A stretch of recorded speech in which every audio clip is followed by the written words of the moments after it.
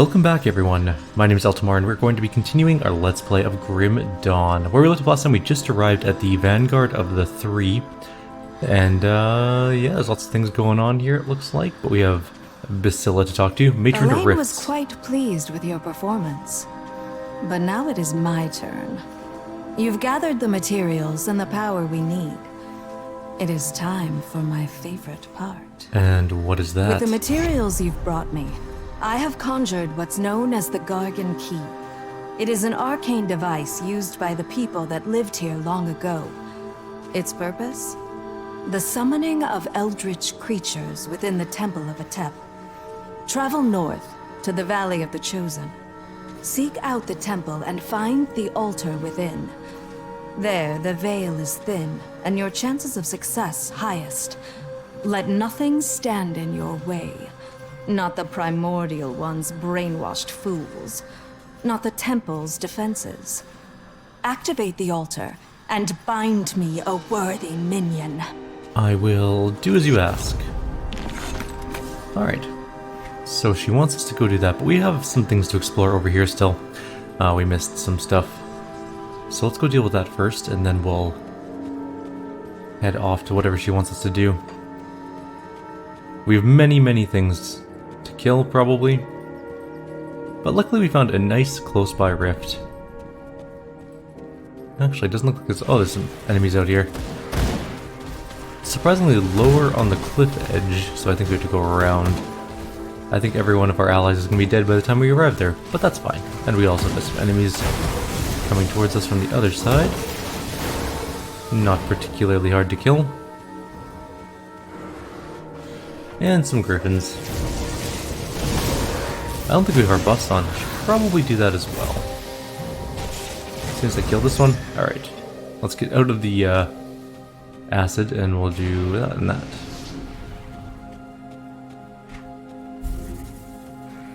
That's where we came into this area, the Howling Chasm entrance.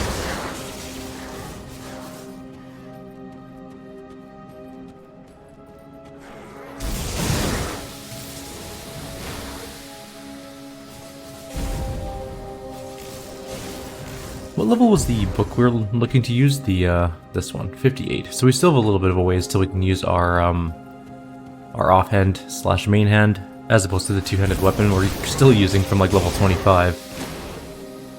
It's just so good. It's hard to get rid of.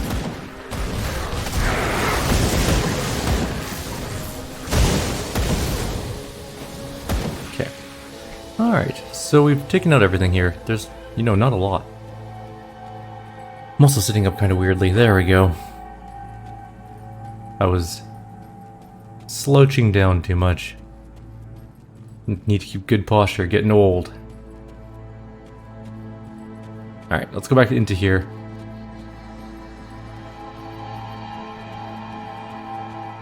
And actually head towards the place where we're supposed to go. We also need to go to the Shard of the Shattered again at some point in time. We haven't been to Gloomwald yet either. We haven't done any of that kind of stuff. But let's go into the Basalt Crags.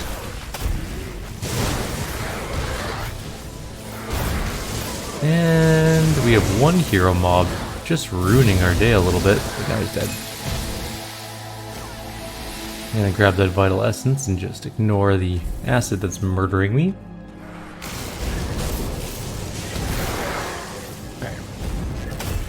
What is that thing?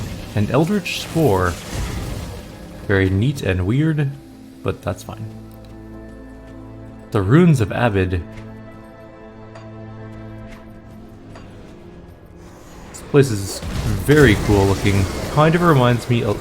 They definitely took some artistic direction here from Diablo 2's Act 4? Including with some of the enemies. These kind of look like the Doom Knights. A little bit. There's also lava and like decaying buildings. Kinda reminds me a little bit of that.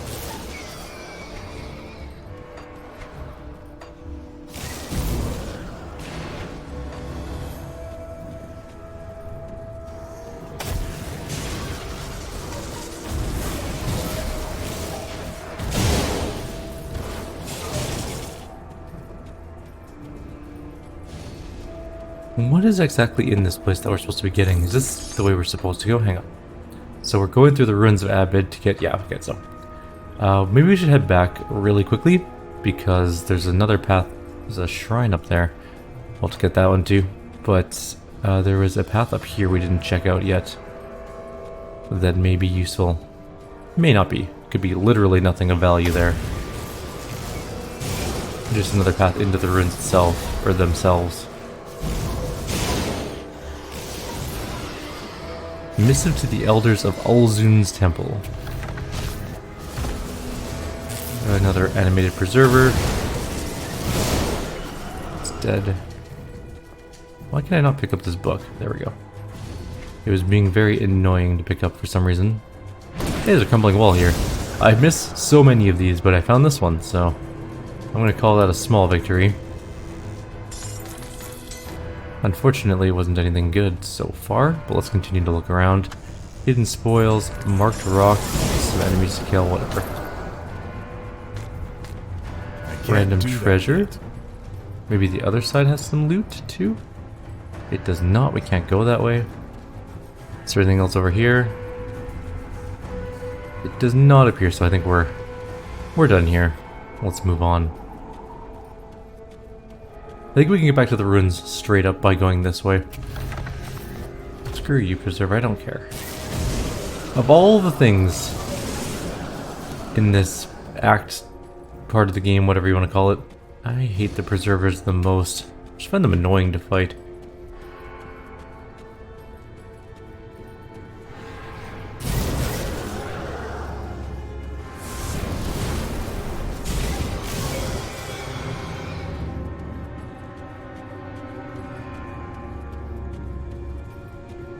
Go find this shrine. Oh, also an exalted stash. And a couple, at least one melee weapon. It is not very good for us, in all honesty.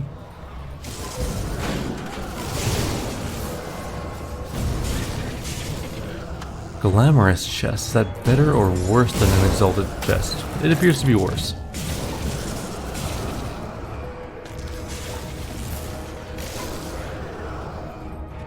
Alright, let's go get ourselves a shrine. It's a ruined shrine, which means we just have to offer a thing, and it is done. Which means we get a devotion point, which I think finishes up the Widow Tree. We get Arcane Bomb. We're going to put it on replicating. If I put... Can you have two Celestial Powers on the same item, I wonder? No. Okay, so you can't do that. Mark the ground with an Arcane Sigil that erupts upon incoming contact with an enemy. Arcane Bomb takes 1 second to arm. And it's done on just a 25% chance on attack, which is not very good. I could put it on Devastation, I guess. We're not using Devastation yet. It wouldn't be good on Flash Freeze, the cooldown's too long. Although this one also has a barely 18-second cooldown, 6-second cooldown.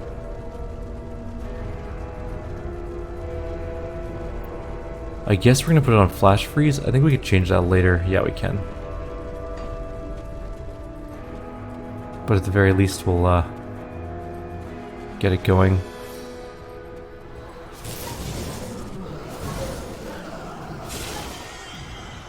So that leads down. I wonder if this will work. Let's try this Flash Freeze. Did it drop a bomb? It did not.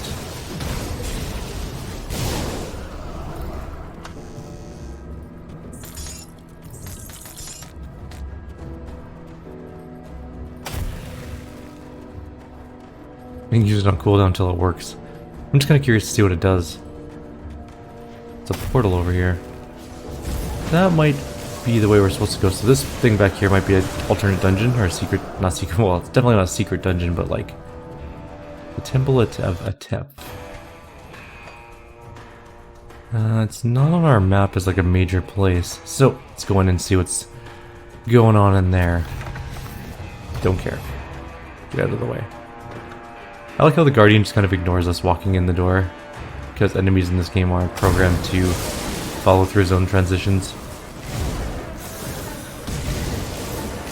Wait, I think that was one right there. I think it worked. I think it made those little things on the ground that blew up.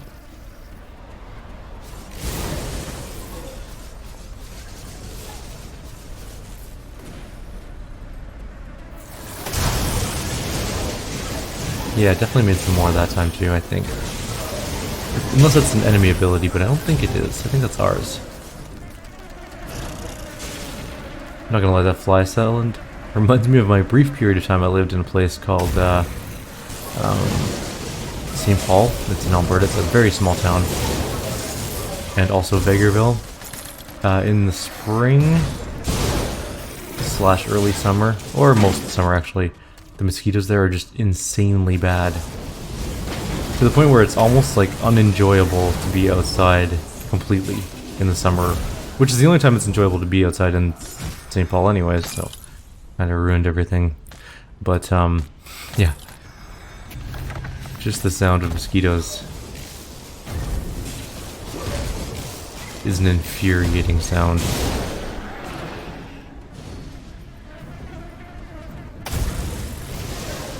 I cannot express how happy I was to move out of that place. It's perfectly fine. Like, as for small town living, it's not bad at all. There's nothing wrong with the town itself. I'm just not really built for a small town kind of lifestyle. Just can't do it. Even though I mostly stay home and just play games and do stuff online, the ability to do other things is important to me. And when you live in a fairly small town, there's not a lot going on. There's like, in that town there was like 4 restaurants, I want to say. One of them was actually a really good sort of, let's say like upper middle class restaurant. It wasn't super expensive, but the food was like really good quality.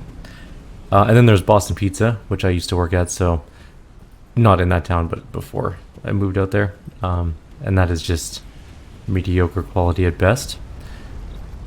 And there was an A&W and a McDonald's. And I'm almost certain that was it. There was also a bar. Oh no, there was a Smitty's. There was a Smitty's, which is like a breakfast place for those of you who don't know. I'm pretty sure that was it. Maybe there's a Chinese food place? I honestly don't recall. There might have been a pizza place too. So there was a handful of restaurants, but I mean, none of them jumped out at me as being particularly amazing, except for that one. One place had great burgers, like really, really good. Really high quality meat. Like these really delicious brioche buns. Oh. If there was one thing I missed about St. Paul, it would be just specifically that restaurant.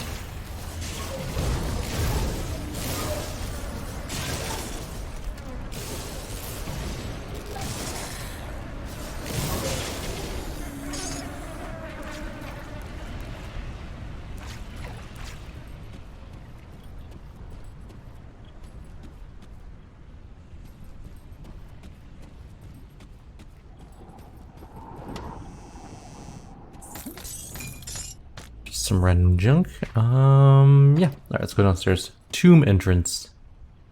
Looks like we're heading into what's going on in here? Maybe this is where we're supposed to go. Oh yeah, eliminate the guardians, activate the altar. This is Basila's plan. There are some seriously potent temple guardians here though. Let's move up the stairs.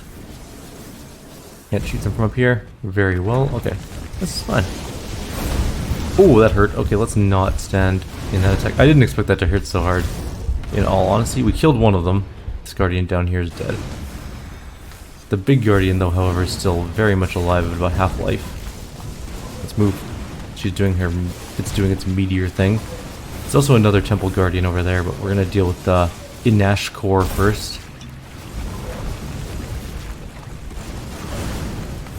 Could you possibly just die? Not ready. We have 2 seconds on our shield, let's just go. We did it. Alright, let's kill this guy. This guy's not nearly as tough.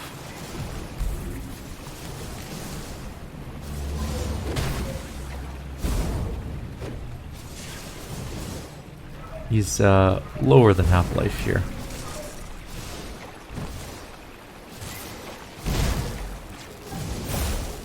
Shield back up yet? No. Close though. You know what? We can probably just finish it here. Alright, we did it. I'm gonna look around first before we hit this button, because I don't know what it's gonna do. And I am kind of curious. So this is the way out over here, obviously.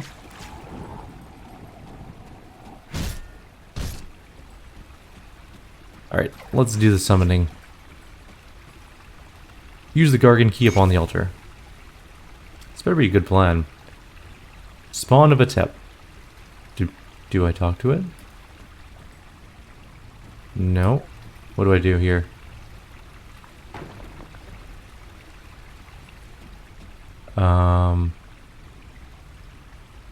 Just return. Okay, so we just have to return. That's all we had to do. That is a weird quest, but sure.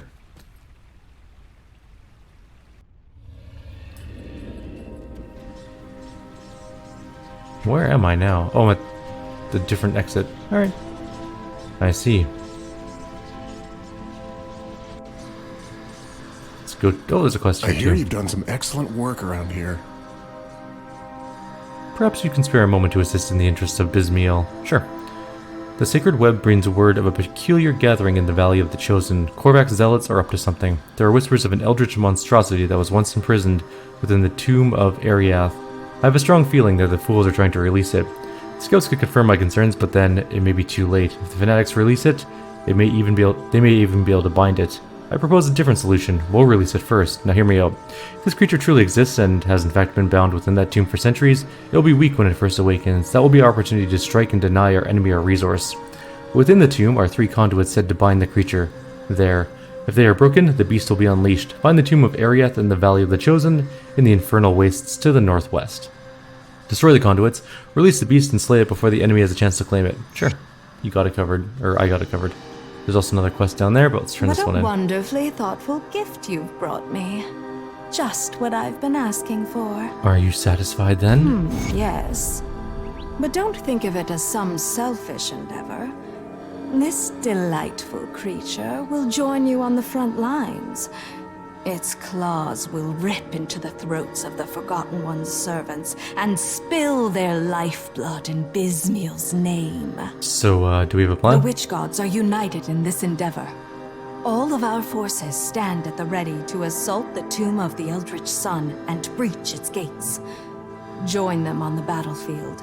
Decimate any that would stand in our way. Travel north, beyond the infernal wastes and into the remains of Corvin City. Ascend the steps to the tomb and make your way inside. Within lies a secret chamber with the power to breach the veil itself. Take this sigil. It will open the way to the Primordial One's hiding place. Okay. Enter the rift and bring an end to this grave threat. I am ready to lead the assault.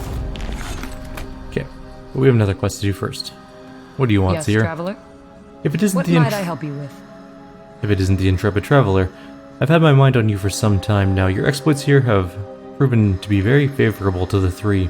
But another vision has clouded my mind as of late, and I think you may be able to help me. What is it? I peered into the veil, and what looked back was sheer malevolence. The being I speak of is known only as the Messenger, a powerful servant of Korvac. Folktales would describe a fiery visage coming to people in their dreams or in times of desperation, offering them salvation and solace from their life's woes. It is this harbinger of Korvac's fiery wrath that bound the foolish Kaiman's chosen to the Forgotten God's will. Why it has chosen to reveal itself now is unknown to me, but this is an opportunity we cannot pass up. Eliminating the messenger would be a critical blow to Korvac's forces. You must follow my vision to the place of misery known as the Pit of Atonement. It is an active volcano within the ruins of Corvin City to the northwest, beyond the infernal wastes. There the messenger awaits us. Seek it out, destroy it. The weave of fate demands it so. I'll see that it's done. Alright, I think that's all the quests here. It looks like it. So let's go jump back through this portal to here.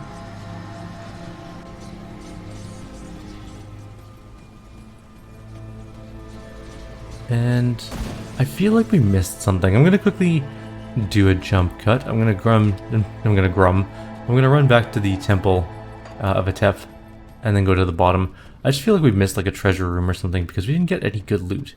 And usually when you do a big quest like that, you get some good loot. Go away.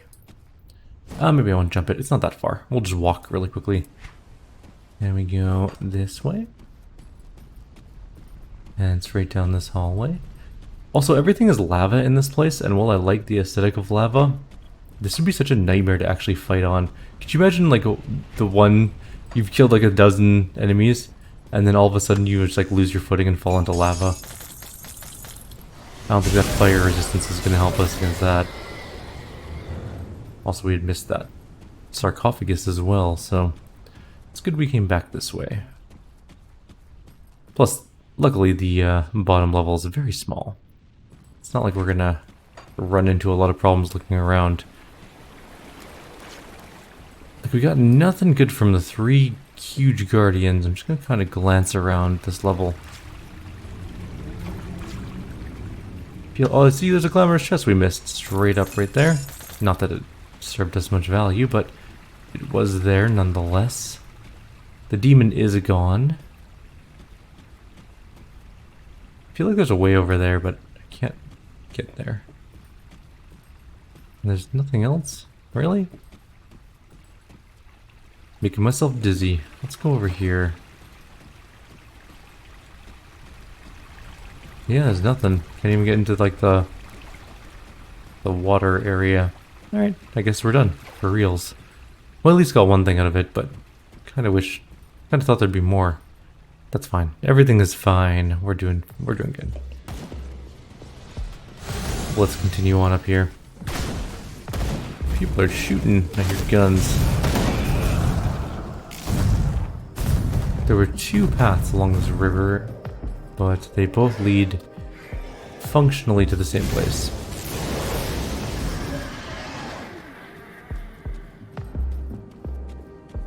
We can go south, which I think we have to do.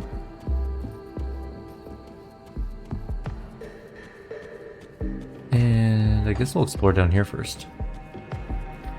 There's a journeyman's pack. And yes, I know we have a couple of books to read at this point.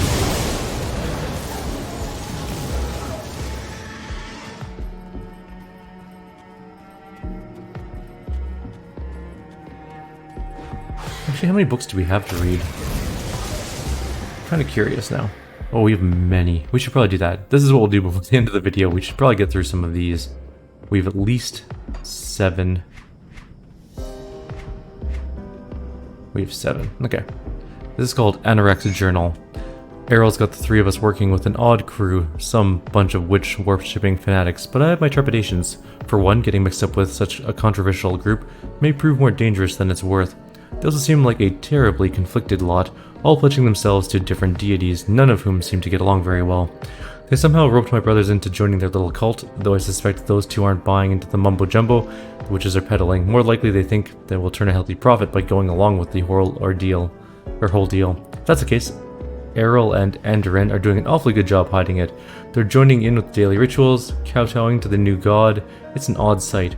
Those 2 fools pretending they care for anything other than making themselves rich. I wonder how long it will be until they try and get me to join in with them. I haven't had an opportunity to speak with them about it, but deceiving a group of fanatics like this could be dangerous business. For the time being, the witches have kept us well supplied, and there seems to be no shortage of grave robbing they want us to do. I don't exactly know what they're looking for, but they don't seem to have any interest in the usual trinkets. They were rather displeased with our first haul, saying it was all useless junk. We described what usually sells well, jewelry, anything that looks expensive, but they said to focus our efforts on items that seem to have greater importance, auras, whatever that means. On top of all else, things are heating up in camp. Witches seem to be preparing for something, arguing amongst themselves, making plans in secret. There's a lot of strange people coming and going, and some rather concerning rumors about goings-on to the north in the ruins of Corvin City. We don't have any plans to head out there, though. At least I hope not. This morning it's off to the Karen docks for a second run. There's a network of tombs and temples beneath the ruins that the witches seem particularly interested in. We've been down there before, and most of those places seem like they were picked over years ago. But maybe the stuff with auras is still down there. In any case, all of my hands full keeping Errol and Andoran out of trouble as usual. Corvin Expedition 3rd entry. It has been too tedious, and we got Corvin Lore Master, by the way, for an achievement. It's been 2 tedious and nerve-wracking days since we made landfall. Our time is spent cautiously picking our way through the arid canyons and barren valleys with no sign of civilization. We are forced to travel huddled together with armed guards at our flanks, a cumbersome but necessary measure. One of our porters was mauled by an unknown predator while relieving himself. We must be incredibly cautious to prevent further attacks. I'm no expert on the study of animals, but I've witnessed many here that defy my understanding of the natural world. Massive reptiles skulking in the dunes, flying predators with wingspans as large as a ship, beetle-like insects the size of a man, and this is a place of deep primordial energy. I feel certain we are on the right path. Today we have reached the first true evidence of civilization, the lotus symbolism and crumbled remains of guardian statues that I've previously only seen depicted in texts made it abundantly clear that these were indeed the remnants of the Corvan people. Around midday we walked clear of the insipid and deathly dry desert, and there laid out before us were the sprawling ruins of a once glorious city. Beyond the sand-covered husks of buildings I could make out the remnants of a massive port and the bones of an ancient ship, now resting on the dry salt bed. There was no doubt about it. These were the Karen docks, the port that connected Corvan City to the luxurious trade routes that brought power and riches untold to these shores. Beyond it, the now barren bay that served as connection to the outside world. Beyond it, the now barren bay that served as its connection to the outside world. Okay. Our efforts are paying off. We are now on the path once trod by the Eldritch Sun himself. We've uncovered an ancient bathhouse and temple complex at the center of the port city. Our accompaniment insisted on exploring the ruins and carefully cataloging every grain of sand that appeared unique to them.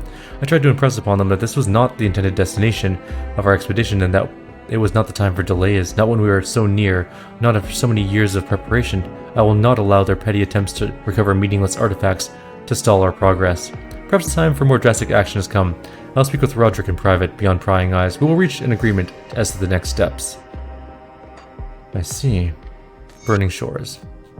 I cannot fathom what fate has befallen us. The water in the bay burns as if it were liquid flame. The countless ships docked along the piers consumed in an instant like twigs in a blacksmith's furnace. The hellish flames reach beyond the bay and threaten our city, our homes. I still hear the screams of sailors as they burned alive, and the chaos in the streets as the flames spread. My body is numb with fear, but my mind is racing. I cannot comprehend the sights I bore witness to in the dawn's light, or what would bring such an unimaginable tragedy upon us. The bay's flames linger in my mind like an unending nightmare. Were it not for Yaran's calm mind and quick action, I may have perished in the initial frenzy that ensued. While others panicked and fled, trampling each other in the process, Yaran gathered us up and placed us in his wagon with a small satchel of supplies. Without delay or thought for himself, he sent the horse into a gallop towards the exit gates. He refused to come, saying he had to stay and try and help others. As refugees continue to gather at the Temple of Asir, I've seen no sign of my dear husband. I do not know what has become of him, but I fear our future may be just as bleak. The skies to the north are burning. Red-hot pillars of flame leap towards a dark ashen cloud that hangs over Corvan City. Whatever curse has stricken the Karen docks appears to continue there as well. I pray we'll find safety to the south. The Trials of Haran. All who drink the waters and bathe in their cleansing currents shall give thanks to Haran and be indebted, for it is the blood of his love that gives liquid life to the valley of the Eldritch Sun. Before the walls of the temple gleamed in the light of Haran, before the first of the Corvan people arrived to build the foundations of their faith, there was only Haran. Scorned and persecuted by his people for the depth of his faith to the God of gods, Haran fled to the burning desert to seek a life of devotion in solitude. For a time the desert provided for him as it had not provided for any creature before him. There Haran lived happily, spending his waking hours meditating upon his faith. In time, as do all Viral creatures, Haran grew lonely, and so he prayed to our eldritch patron, pledging all he possessed for the pleasures of companionship. As the glow of Atep graced the burning sands, he fell ill, though a cool night drew upon him. The heated day still burned in his skin. His god bade him sleep, and as he slept a feverish vision overtook him. At daybreak, Haran awakened from his dream and set upon his quest. With the sole possession, Ainith, the goat which had given him the best of its years to run thick with milk for him, and whose offspring he had gorged himself upon, he marched deeper into the desert. The burning light of Haran weighed heavily on him that morning, and for 7 days hence he marched without food or rest. On the 5th day, Aneth, like many creatures before it, succumbed to the heat and could go no further. With waning strength, Haran carried the beast and cared for it until his body would serve him no more. There, at the end of his journey, Haran collapsed and prayed to the Eldritch Sun for mercy. His god commanded he lay dead Ainith to slit, his god commanded he lay dead Ainith to slit the beast's neck and drain its blood upon the sands, and Haran did as his master asked. As the crimson waters of Ainith's life ran out upon the sand, it hissed and burned in the midday sun. From the pool of burning life there arose a woman, Ayana, she was called, and she poured upon Haran the love for which he had so yearned. Together, Ayana and Haran knew only ecstasy, and for a time they were so happy. But their love bore no fruit, and so they once again prayed to the gods to sate their desires. Thusly, Yalia was born, a child of such immense beauty that Ron and Atep both became jealous of how the light of the sun and of the moon danced and sparkled in her eyes. Ayana and Haran were happy once more. But there was a gift that was given and a price that was yet to be paid, and so the desert turned against them. Struggle and strife beset Ayana and Haran. Food aged and rotted at their touch. Water turned to sand as they drank, and young Alia fell ill of hunger. With nowhere to turn, Haran begged his god for mercy, and the elder son answered. But to save the life of Yalia, there was a price that needed to be paid. Haran once again did as his master bade him and gathered up the blade which had slain Eneth. Then, as he stood there, hovering above the bed of Ayana, the jagged and terrible blade raised high above him, Haran's faith faltered. He could not take the life of his love, not even to save Yalia.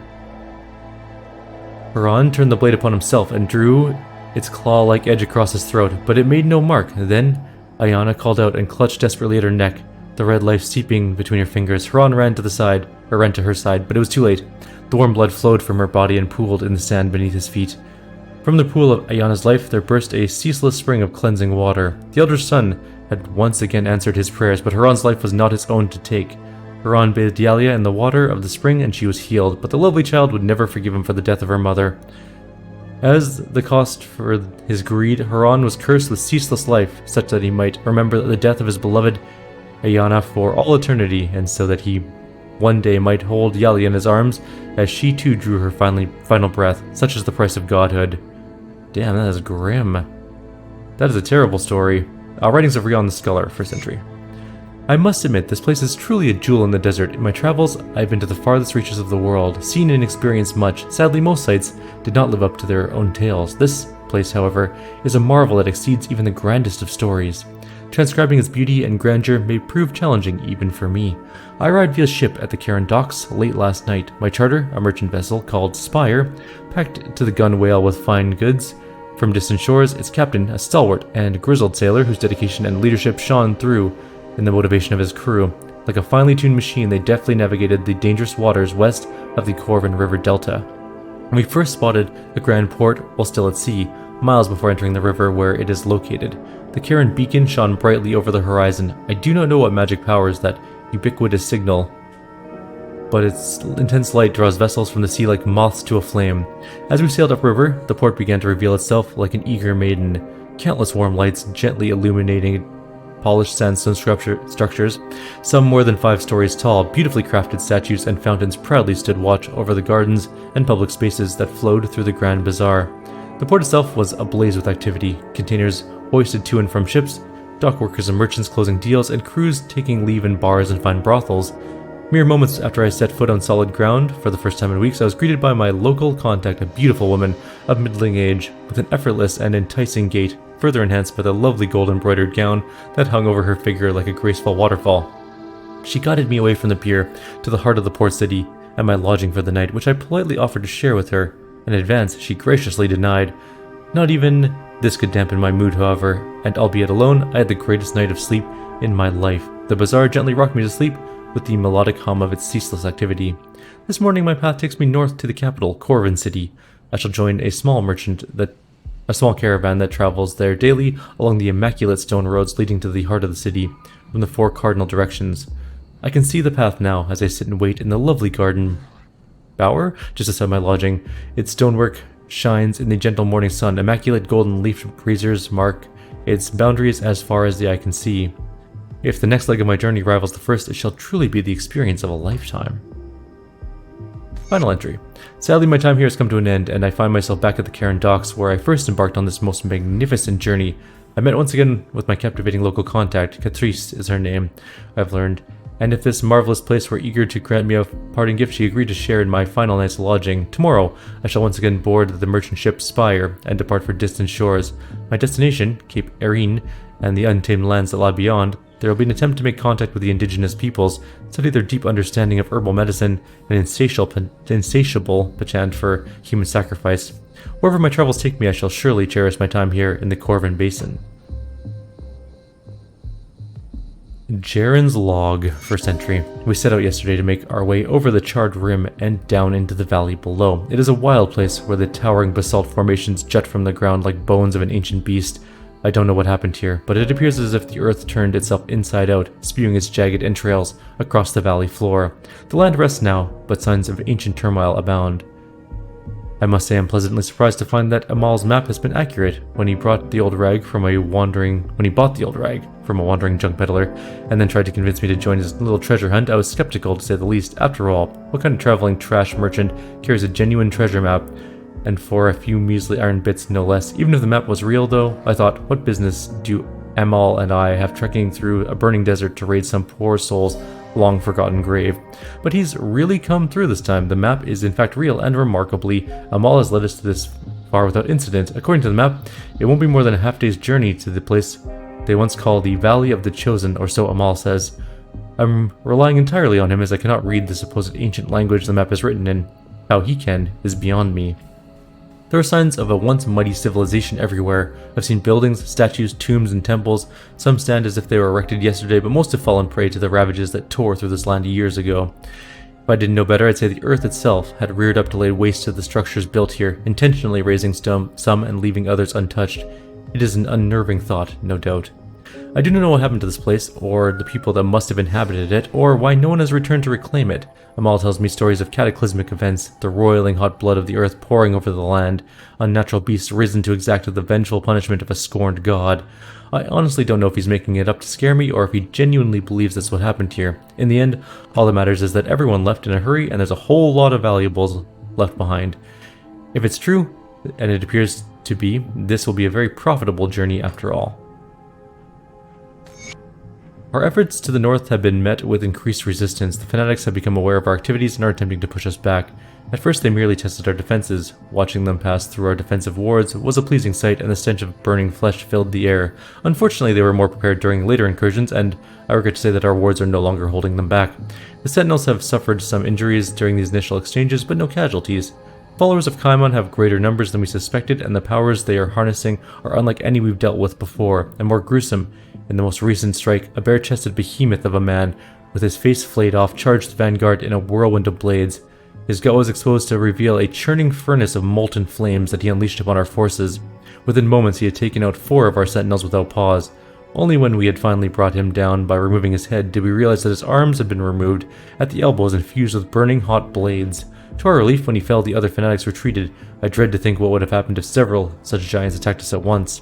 I pray to Drieg that the time to strike is nearly upon us, and that our main force at the Conclave will meet us here, as without reinforcements the vanguard will not hold out much longer. But do not interpret this as hesitation. We will fight to the last to keep this point secure in the name of the witch gods. And the last one. Esteemed elders, I wish to express my deepest concerns in regards to the recent actions of our patron and guardian, the divine Ulzuin.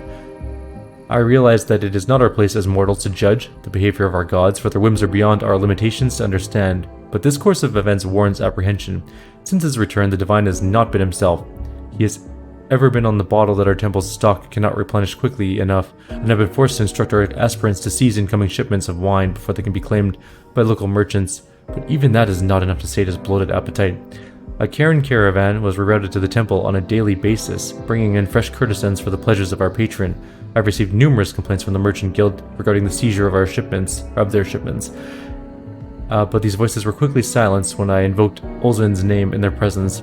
I imagine none of this sounds alarming on its own. However, more recently the divine has taken an unusual interest in a particular maiden of the temple. She is a young and ambitious priestess, and I admit the mighty Ulzin has good taste. Her brilliant emerald eyes shine underneath that raven black hair, and her face glows with lustful desire. At first I wrote it off as another of the divine's conquests, but he has begun to shun others in her favor. At times her own attendants are denied access to Ulzin's chambers so that she can tend to his wounds and wishes personally. I braved the Celestial's wrath and suggested that it may be dangerous for a god to allow a single mortal to grow so close to him when so many are in need of his guidance and protection. Even in his weakened state, Ulzin hurried a stone brazier in my direction with ease, damaging the mosaic upon the wall and turning the brazier into mere rubble.